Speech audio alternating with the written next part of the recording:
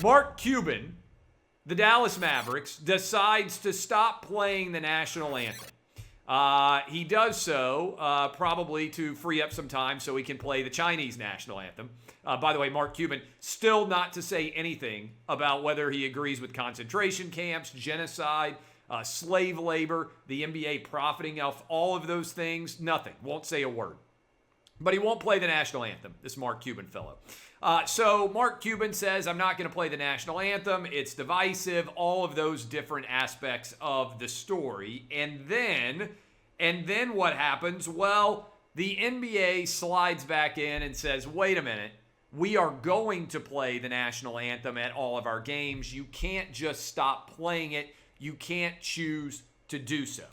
So here's where we are, right? The NBA has become such a culturally divisive lightning rod that they can't even play the national anthem. Now, I wrote about the national anthem in my most recent book, Republicans Buy Sneakers Too. And the biggest, I would say, unfortunate aspect of Colin Kaepernick's protest is that there continue to be fewer and fewer things which unite all Americans. To me, sports should be one of the places where we don't have to think about politics, where you are able to go watch a game, you're able to root for a team, and whether you're a Democrat, Republican, Independent, gay or straight, white, black, Asian, Hispanic, all of those things, male, female, whatever.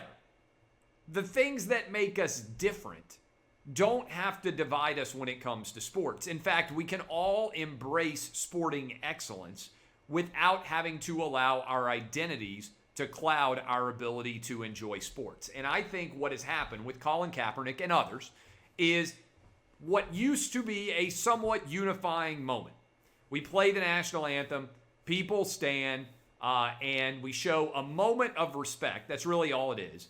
A moment of respect for our nation and the freedoms that we are fortunate to enjoy before we dive into frivolity. Now, I'm going to talk about this a lot on the radio show tomorrow because I think it's a long-form discussion.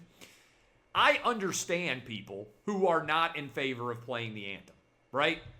In general.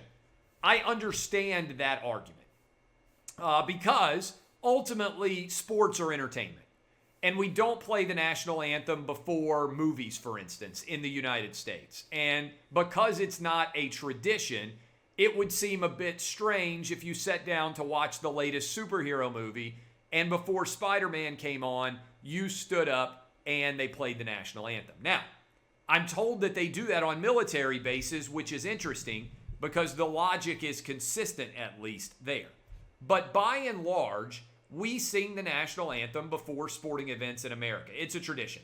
It doesn't have anything to do with Republicans. It doesn't have anything to do with Democrats. To me, what we are acknowledging when the national anthem is played is our common humanity and our common good fortune to be Americans. Most of the people out there that are angry about America have no idea what the rest of the world is.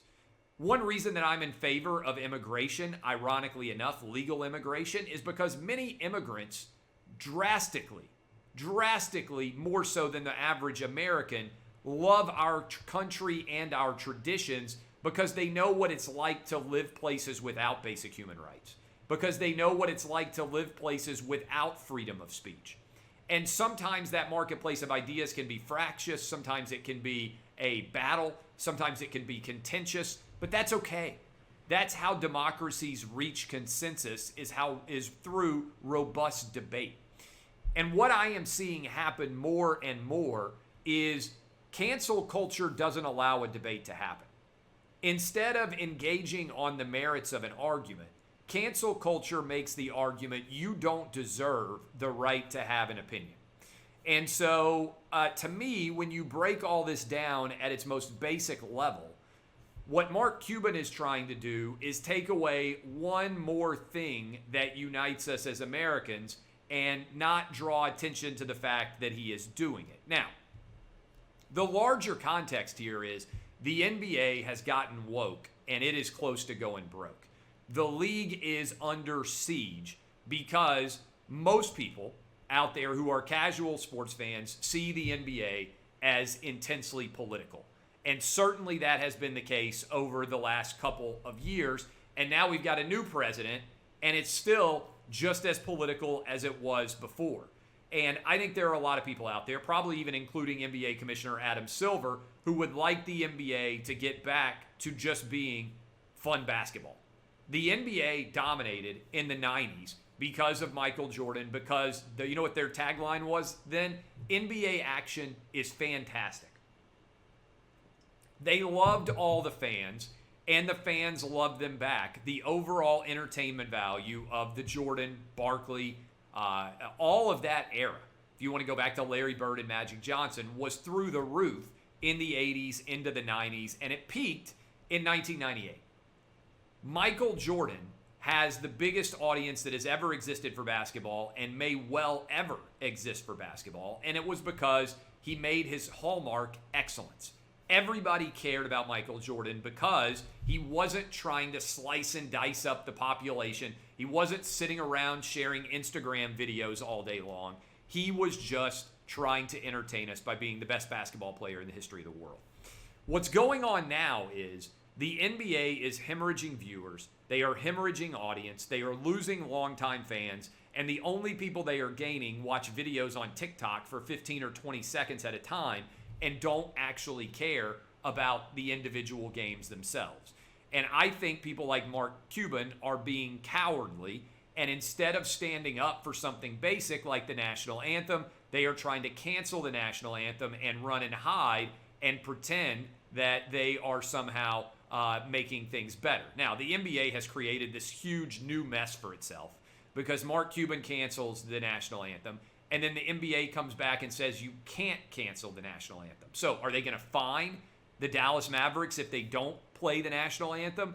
Is this really a dispute that the NBA wants to enter? It's a disaster for the league and further cements them as a far left-wing, liberal, hypocritical league. And look, this was already going on with China, right? The fact that the NBA is taking billions of dollars from modern-day Nazis in China who have concentration camps that are raping and pillaging and destroying the lives of Muslim minority Uyghurs in China, millions of them, is the greatest international human rights violation that exists in our world today. We have labeled China as a genocidal country.